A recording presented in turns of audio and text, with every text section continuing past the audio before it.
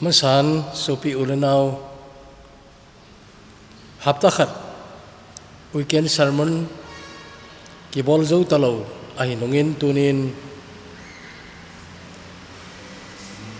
thupi poimota tulaya gel kho lo thelo chehi kan sei kinomin i topic di wa hele Hagawa pilhinna kitihi del te ngai ham tiahin question do ngai lo hil ahin ai la tunin hagawa idin mun hoi hoi tai ki khol kinai le chi question hi ang pod do thein hagawa pilhinna hi del te ngai ham ai lâu lệ ta hi ta i umahi riêng thể ham tiêu hi ngày tu lâu thể lâu ang hi in to topic to discussion topic in kimang di hitale sort se yung ngai lo hil dei aje chu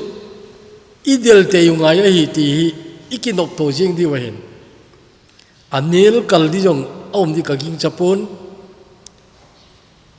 anh ai bôi thì dùng ông đi kinh chát lâu ai vangin answer ihir sa hita jong le gel khoa ana lâu hi a kho le jingin tu lai ping tha lo hon jong a pin tha lo hi kho a sapu wi nei tam ta in kho salo hi vi nei pathin I hol thein diu pathin phat sau ta ina pibin ai wa chesunga jong chu pathin na hol chum lo ana omun che ho hoi ta in velechun apien tha lo kho salo hi tina mu di ngai ala tuni ei ho pathin cha te hoing na ka kisan ta I ti testimony jong I sei thei diu akum tam hlom thu chum tu na ya ping tha hita ta kum som ma sang hita ta kum som ni ma sang hita ta I pin tha na chu so thim hita jong le pa hi oi ta in ga ki khol lew hen hagawa akhan to lo hagawa apil hinalam adel lo jong kho samong mong talo mi tampi din akilangin chei a kho hlei jegi nei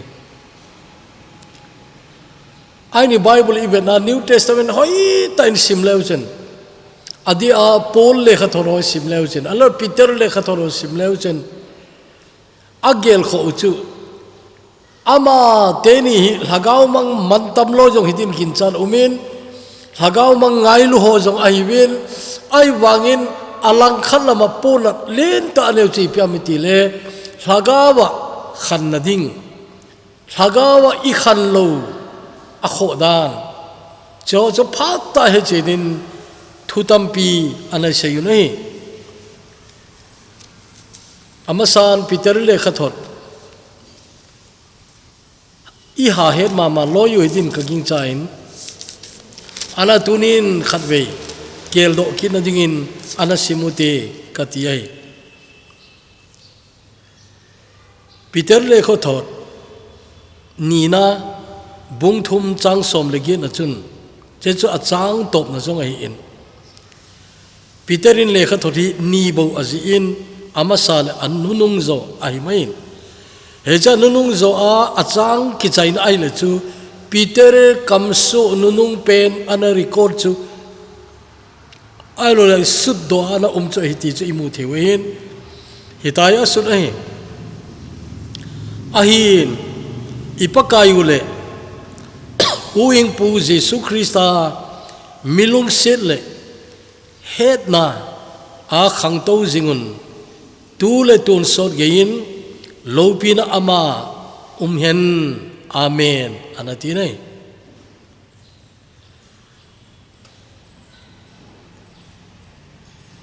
Giêsu Christa milung set le het na ama i het chen be na dinga chun hung khang to bun anati nei Galatia isim ki le hitina kimu in Galatia bungli chang som le ku kanaute nang ho a Christa lim asu do ka sia keima nang ho dinga nau sunat kathu kid ahi ati nei Galatia te koma asut hin Galatia ten Jesu Christa amu masanguwa Jesu hin mutei teleutia analai na chu khat saumin chu anau sunat khat na chu hin ani na yaile nang ho a Christa lim asudo ka se ati nei hi choile tunin Jesu Christa in alat sami teo chung akine pile athil tup choi piamiti le ta sancha zo sia hin pakai Jesu mel chu hungkilang theile ti hi ai ti chu chaine mu theu nei abanin khalin simbe na lain kating Thessalonica hobung Paulin hobung atun do la a khom pi chompen thakhat jong ring lo a pi ahin gospel cha amachal hat be seja chu dodal na jong hong hanin hira chu Paul le loy ho chu sot theding jon a ta povin adal hau angai ta in hap ta thum ho wal zep ho hile kilome Thessalonica khwa na umuhi aila chom ga jo sun Timothy ho asolin iti tawam hobung te o chatin aje chu hobung chapang cha ding do til che chu hoi ta jong ahil zo nai lo to bang adal ha jeng cho gelai le a kho sa le jengin ala report ana mukina chun Thessalonica hobung chapang cha jong leo Christa ana khan to nau amu chun akipa be se jengin hi cha chu ama ho ko ma kipa thu seina chun katau chanun nang ho ka phawin nang ho na bon chawa dingin pathen kathangwa jing jiwe atin cha chu thil thumi ga mel chi di tu ni sermon di mong phat ya umpon aiwa email chi diu chu Thessalonica hobung ho chunga pakain amu chen chi pam tile ama sape number 1 chu ta sanna a nathil bolu nana to u ti nai ani na chun ngailun na a na thugimu ati nai pakai angai lut je uchun thugim ngamin a umune chole ipakayu Jesu Christa akinep na neya na thu hat naw hecha imu theu Thessalonica hobung te chun ta san anayun heche ta san jun ga asongin che chu athil bolu anato akitin tengle pakai ngai luna chun hoi ta na khang to ai je chun heche ngai luna zala athu gimnaw amunai min pakai angai lu di banga angai lu nai le athu kham se chu Christian in ko kitiai umahi athum na chun pakai angai lu nau keu se hilovin hecha imu thei kilo chu pakaya kinem jing aibin hope pakai Jesu Christa akinem nau chun amau hin khwa chun ipiesus am itiai le nathu hat nau atinai nathu hat nau number 2 cha thogim na hi in ai la thu hat na apan lo le chom cha khat thogim zawa chu nga jeng the hin kile ki jeng the hin nung chon ki jeng the hin ai wa min kinem na hing ta anei le he che kinem na chun thu hat na api ne he chun tunin he che lampia chu yung khan to na diwa tuni ithupiu hi iga ngai to khom diu cha hi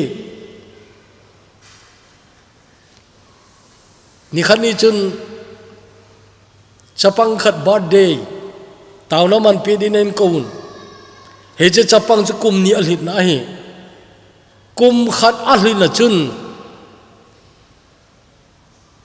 tawna mangdinga ei na ko kai je chun cha jong chu kana panai ta in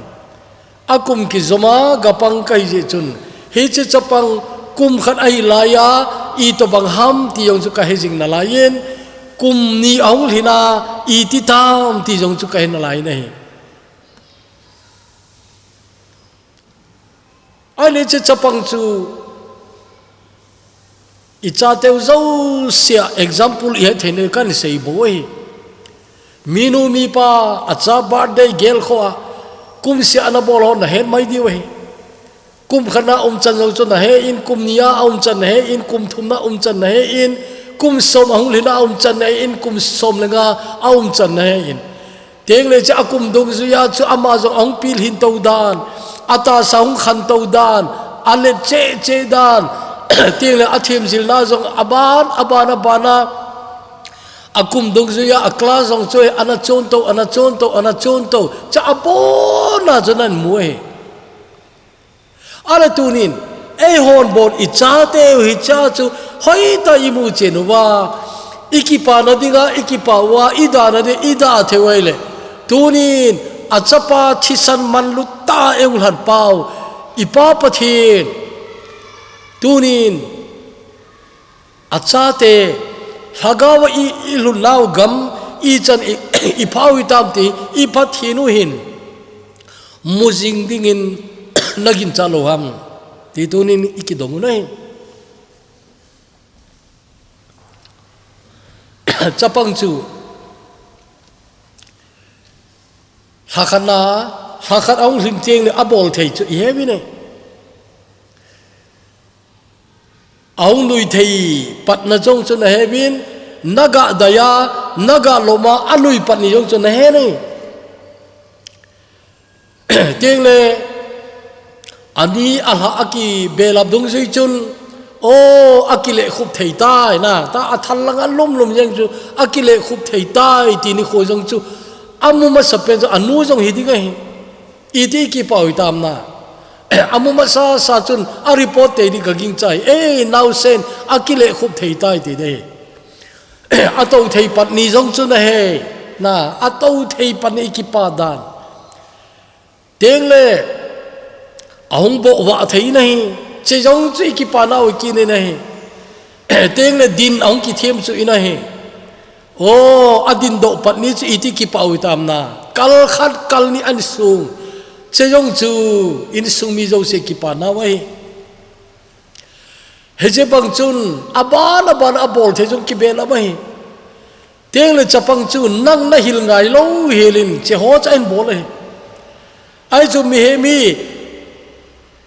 adam na powai le awa chama ein bol no te di ama ahin pathinin bol nom na khat ana koi sai chu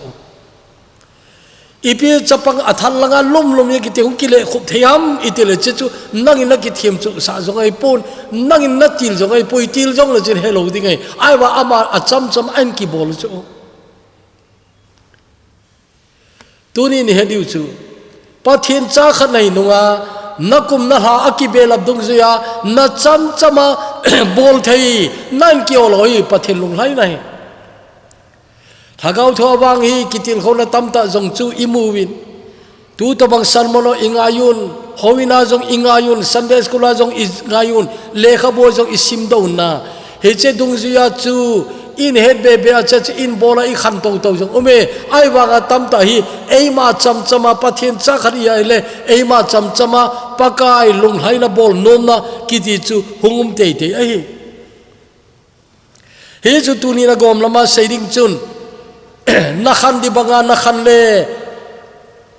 na pathina ki pa in na hu hingpu alung hai hi ti ne ding kanomi ne ai na khan di banga na khan lo teng le man tam ta hin han do papa kai jisu nong khan to amade sin thei nei ka angalel ma jing chu i to banga pakai alung thi manadem ti yong chu na he thading ga mu jing thei gan au mi nei hezul Peter ipija ale khatona alas verse na achang nunung pen che seham itile Peter hi akipa ni penina kagin cha chu Pentecost nia thu asaya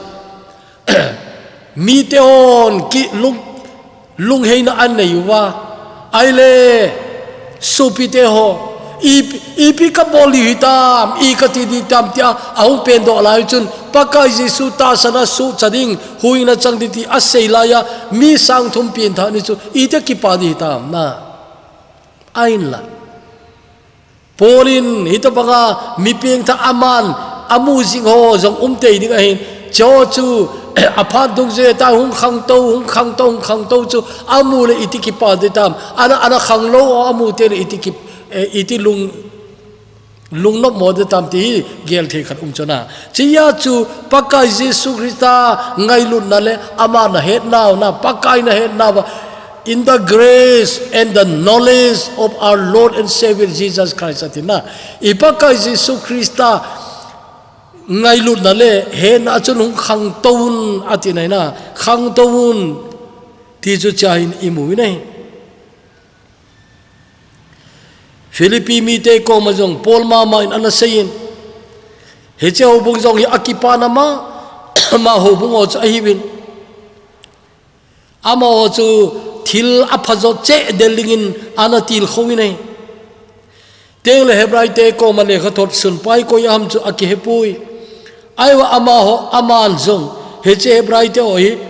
aki chat pi ma zin aling lo khat an di aki chat pi in tel akhan lo ho jong cha ki chat pi in hiza chuna ma ko ma avelai warning jong api in til kho na jong ana pi nei hize chun cha hin pi hin nalam mano hite na pi hin nalam mano hite anati nei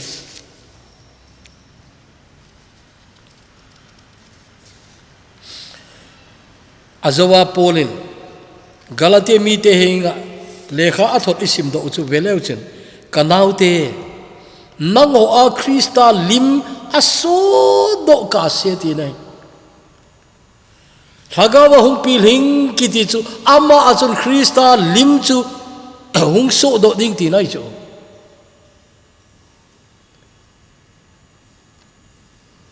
namela pakai hoina kimu am tengle nana to in pakai a nahi aphun do am ti oi ngai to ngai Christian in ko kitena thupi thak khana anane yuchu what would Jesus do kitiai legasun khat seldon kitipan in his steps tina ama khonung nung zuina seina hi in his steps anaji na chun amen point chu pathin cha khan nahi na Jesus Christa zui na ina a nakite na ding poimo penche piam itele kaboli pakayin aboli le itia bol ham na what would Jesus do phar kharwang chu chehi min anadei ma mazing WWJD ti achomlam ala oin chechu what would Jesus do tinai ti sana jong akoyun Bible ko ma jong akoyun decoration dang nang akoyun what would Jesus do chechu ta sancha te eima che ki dong jing thele wang chuna o chepi kapakai le ialo dem min na ho set la ya kapakai le ialo dem tile chin he jing ni chuna min na ho set la chu kapakai le wa aman ho se lo ding hi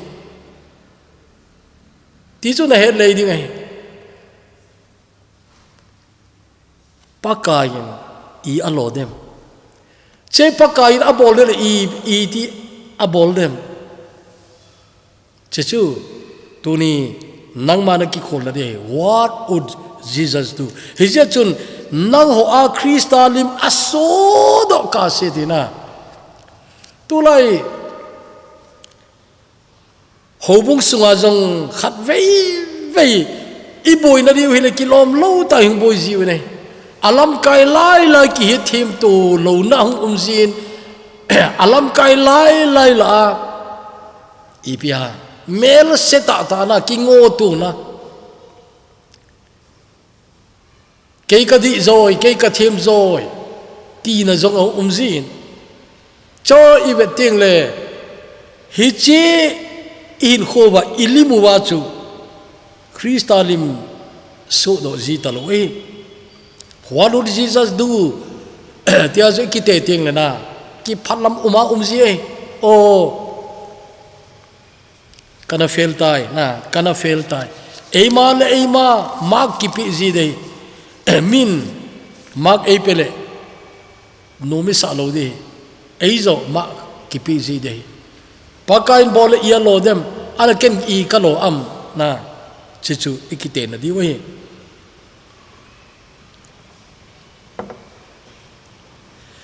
hije chun ta sancha kiti chun hi to banga apakai limle mel ama hin khwa so do te diga khan nom na the will to grow ti mai te yet bai dingin the will to grow khan nom na anei dingai khan golo khan nom lo ti wang chu longdon le dingai azo birthday to example ipetawin chapakat birthday kumli ki zomin chin lang angai na hile ko ya ki pading aga chi khomai lungdong kei di hina an chapang jana khangjing nai tuni ai ho ka sei ji cho speaker o jongin hobunga bang khani kum thum dunga iga vilai le ichi masa lai sang kho joi le kiloma iga mu jong ji e tam lo jong le na tam lo jong le ji e teng le a speaker hota jing song iza chai chuti ai le thisana hat alhat pau long thim de chu ga he jing thei ai nai he chun appoint ban ka seinom chu pol ta jing jong in aman khan anagodan na khan anagodan Philippi bung thum chang somlani apat somlali ho khu simleu hen cha chu ki muai in siminge keiman tu ai kan nei a hitai chole acham ki ma kai tai kati a hi poi Christa Jesus keima eimat bang ma chu keiman zong hi chu kamat thina dinga kadela ha dela kadela hi atine somle thum jana simun lang somle li in chop kani Jesus Christa pathian kona sang lama hatman sanadinga abimun chu ha dela kadela hi abimun del tina abimun del English evaluation I press on toward the goal tina hijen sopite I Christian in khowi abimun umaiti ingai to a goal umna kalhun nading kabidoi abimun umai bimun nei ai lamme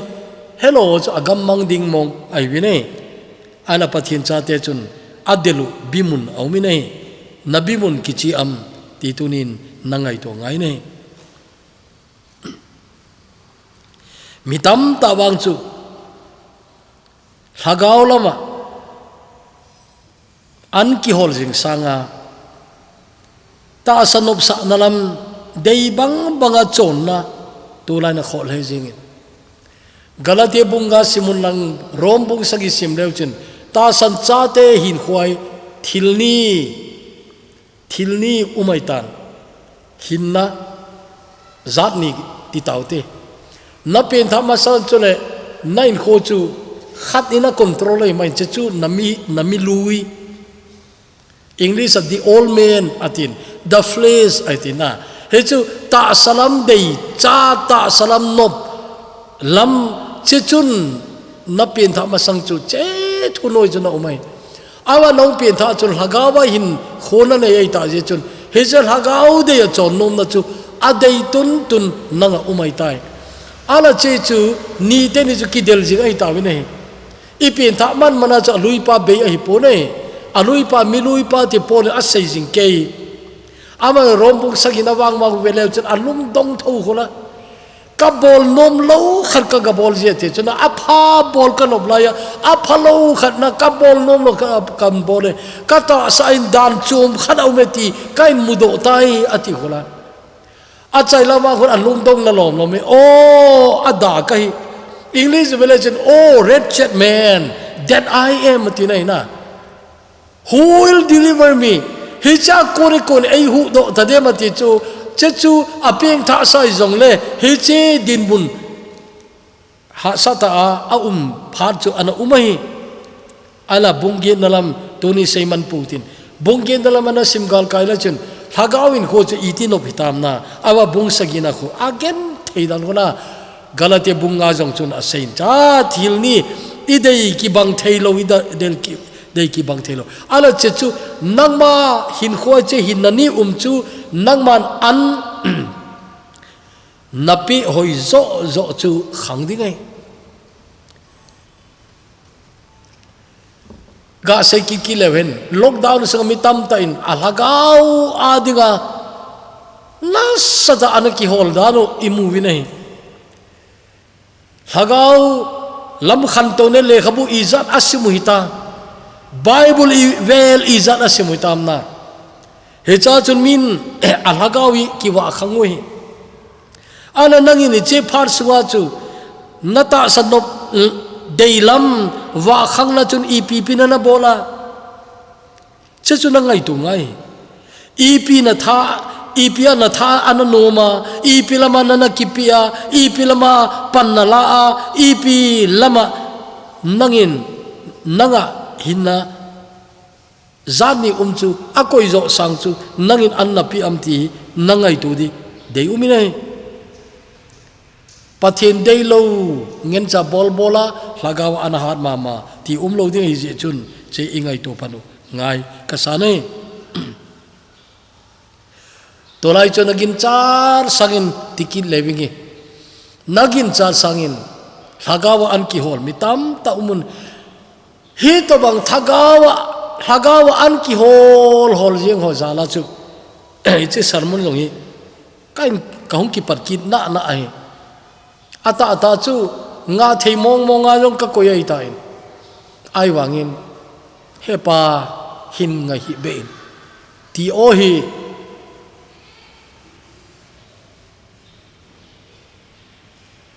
gel dau thei jong hi lo ai je chun oh mi lagaw khang nom tun na lagaw lam an ki hol be nom angai ding mi jing ai le ipija kanga adam ka ti ja chu kahung ki par ki je to ilas message chu ni so hong waltain hapta khat alhina ki boldo zo talo ai je chun hapta ni ahung hling tai ti zo te hapta ni hung hling tai ala che sunga viwari ka venai le mi sang som le khat wal jenin anangai man tawin oh mi khuzat pin kibadat na thupa zanoma lagaw a khalading le lagaw anding min ki hol no mai le adama kadam pole katine ta jong chu ka ha ta lo dan na hebin salmon khat jong hi boilo hil ja ka sei doi ta lo hin nidanga pulpit chunga tui ka don tio ke kabol num lo pen ta in kabol khayo namu lo den tu lai ju khat mai be chai kong boi ji nei ai tunin hi to banga a hol jing la chu nana panje ai main tua sermon na ngai thei he jon ka point ban ta kai sei nom chu pil hinadinga chu eima ki soi zoi itidam eima exercise na eima ki thunun polin kata sa kati ka chum etina ka thunoin kaum sa je ti chona che chu lagawa polin Timothy ko mama ana sayini ite saya ta sa ki thunun jong aphai exercise jong aphai an lagawa ito bang ki thu zona chu aphazo chain ki soizoi na chu aphazo che ati nai sports akona il hagaulam thili ichanham khadi kamu be umjin tunai cha English Premier League hong ki pankit chu kumdang le ka vet mansi lohin aje chu weekend poi mi kho umji kai je chun mi kho TV ga vet kho jong chu ka go ji pun mukhalo kahin ala tu chungai le ina weekend ni kong tam thim tan English Premier hong ki padi kana ve nei aha tano ki dang ka sa nei aje chu lockdown suai ito bang lomay anak ki control wa ito bang lomay exercise na bolo wa ito bang lomay na maintenance ana bolo hamti akimuthei nei kay gelda na chu stadium mi umlowa koi ma vedi yong umlo ahong peng zung jong hu sim thu mai hung ita chola chu ipita thanum jong thanop jong daham teo ka ngai to chon ai fanga ki ha bol da na khu kumdang sa har zo hiwam ka ti nom lewe kumdang le chu aha di li le nga ho to bangi a sa khat chu anoya ho loi chu aki su to seul anoya ho chu gol tam ta azo diwa a sa yu chu tu chu hi che hi talowi mizo se ya gina hong ki gingwa mizo se patana hong ki sutu bai ta ja chang ki chep nga hong ki chep ana veleu chen a hat hi ta da na no na nidanga min thang khalo to hong min thang di phabe pi umun nidanga hat khalo to hong hat do team jong umun nei che ju English Premier bo ya dang dang na vele chen hi tho de ka senum chi pya min lockdown sunga a professional su min lo pi lockdown sunga min amo pun asuk min loe turi pathina tong hola azong hi lockdown sunga tai ana aphajing a khat to do teo bang kangai tu si juna professional koi man lockdown sunga tai anamo ki koi apjeng loe ang ki par ki phar wa chu nidang sang hat zo ang ki chemui tunin ilhagau na to nawa ilhagau kalso nawain kingai to ite Yejun Polin Timothy ko ma asehi hin simdo mong in katin 1 Timothy bungli changsagi hecha jota an sutso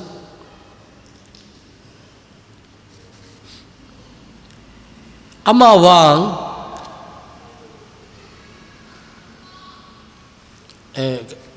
ngayo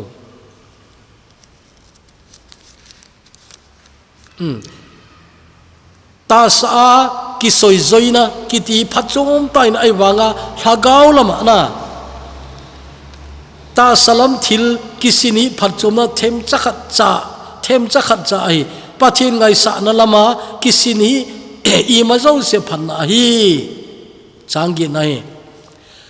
azie chu hi chu tu in khodinga zong khonunga hin khodinga zong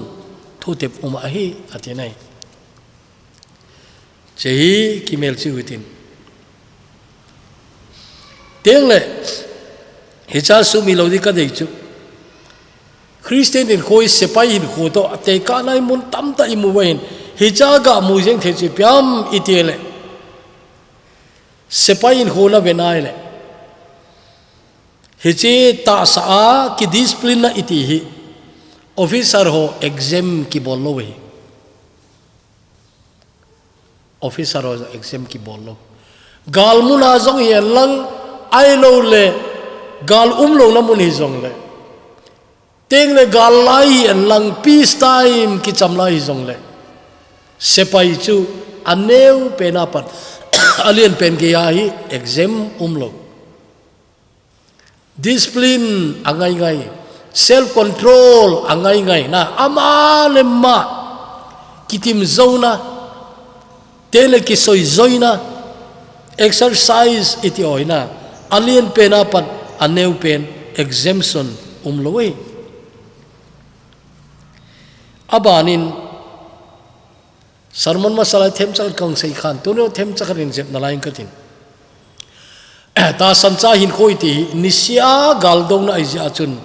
nisia igali zo te di ti nai tun phal bi di hong itain phal bilaya Christian in khuwa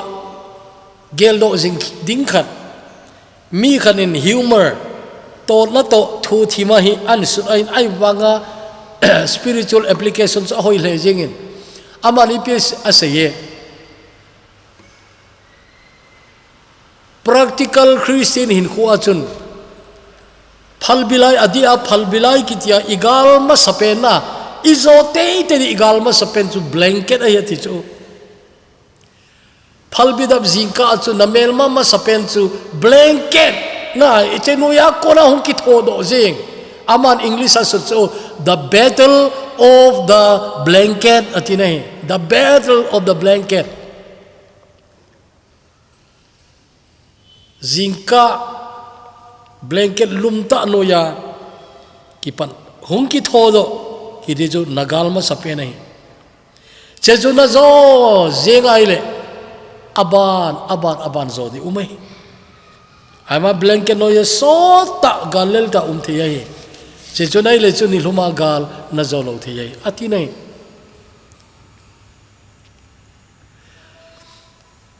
chainalam ka seinom tan i Christian hui gel dau hi be huitin email mau hi gel dau lo ding ai 1 Corin bungsom chang som lani sei kha sa jong hin tin hi cha chona sei cho hi che hi warning poimo ta ija chu simdo hi poimo ka sain tu jong sim kiningi itana sei chona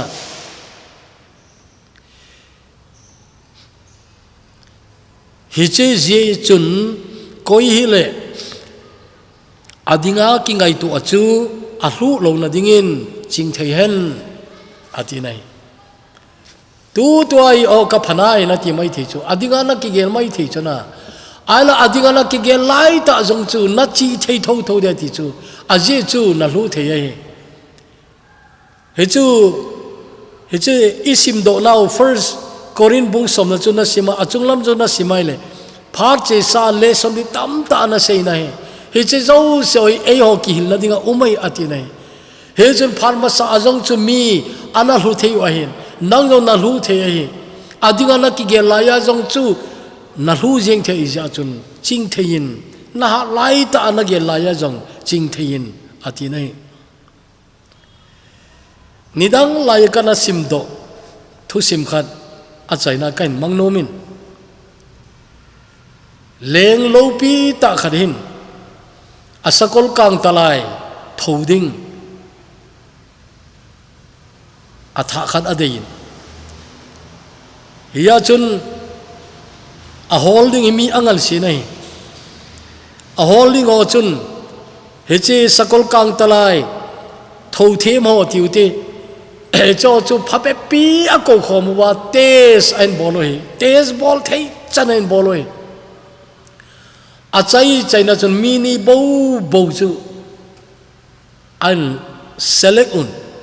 leng pan chu khat se ade arani an puyoi leng pa kom leng pa a thim thei le jingun la thei di dol ngel cha ai bin ai wanga ni bo boi la thei kan la do a hin ala ni te ni hi ke hon al hen je yong ka he ta pu ni aninin ka deyun aninol hing senun iya kai na dey gel geli ka ta sanun ezon nang in test ki boltan a final zon an test ki boltan nang na dey ki hentan ti nei ana leng pan jong practical ta chun te sa bol no min lampi hoibe se lo gam khat kol se la lampi jong chu ana pangding alampi khat ve neu cha hi ding sakol kang talai chol hai thai tho ding hi to bang gam sel a chun test bowling in ama san khat al hai pi in hong ki vel kinun azor chun khat al hai pi kinan ki vel kinun ama sapan sakol kang talai chu iti thowam iti ai le hi che lamlen agei chin china chala noi lang chi vetnai le mu pha ji jong hilo hi to bang la chun agei chin china chun athim dan so abol na ding chun leng pa jol hai pi nai anunung pa nai le khou bang lam nai thei penin ai thei chanin khou bang lam anain ai thei chanin a sep thei penin khou bang lam anayin amei doi abang zingin hede chun leng pa chon hai pi nai ama sapa chun apam chin chin anoi lang yong ki mujeng thei them khat ga bol khil hiu le hamang jing thina he chela chu al hai pi chu ama kinep dana chun leng pan ka thep dani mule eila te in ti ati chu awa anunung zapa amei doi ham ti theidinga khobang chin chin lama hai pi pa chu leng pan ala nei khat pa chu na dat mo le jingin ale ke chun la ka thep na asang pen ka vet saitan iya ti le khat zo alaham ati leng pan hil chet chu nang jong na thime na thêm rồi nó kiti mấy thì ai vào cây chu cái đấy chu cây apo le ding pa leng pa ka hin khoi man luta him hija chun abit thei di pen a save thei di pen a e hai pi thei chu ka de hi tin a sei nei ka sim do na cho so le jing tan tunin ka gel loi nei gel ti mu leng pan adei dani pathine i hodinga ei dei piu lampi chu hi a save thei pen na a save thei pen ching thei ta kal song di a save thei pen a kal song di i ve ti tuni ingai tu kanu me ne hagawa pil hing ho chu ching thei tei tei wi he chalang ka nai be sele ka bol khel thei ti min a ke ji uchun ching thewi chia chu sermon masala yong ki sei jinga he Christian ching thei ki di chun agam ki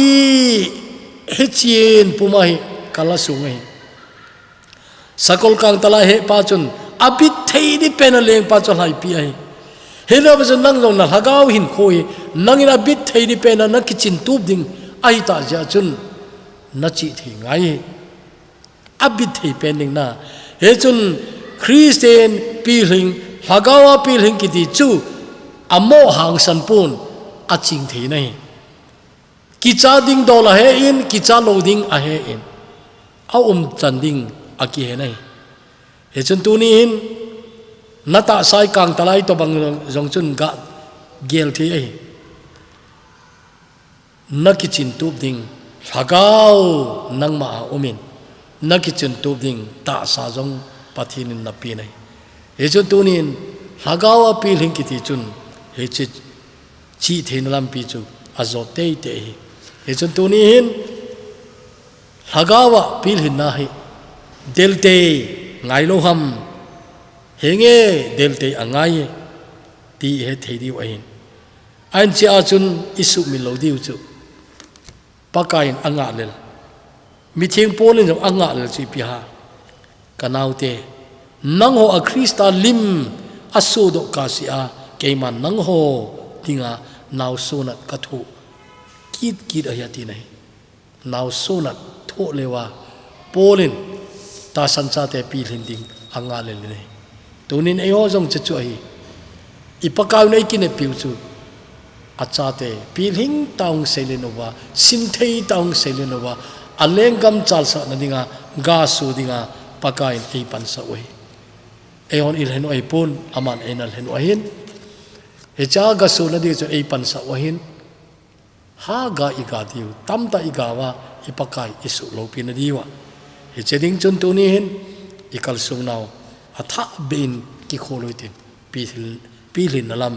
manote ti tuni ikiloi pathini bon chawadin phathei ibu pitaw hen amen tawte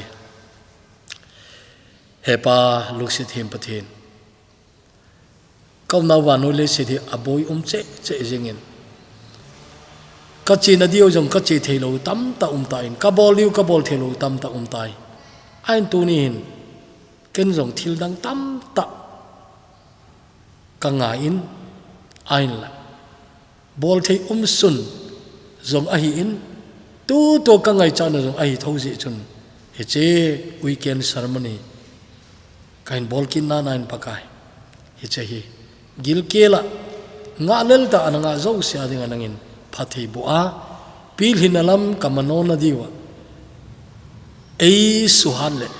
ei til kho hi te dingin nain phathei bu dingin pakai ji suminin kaung tawe amen.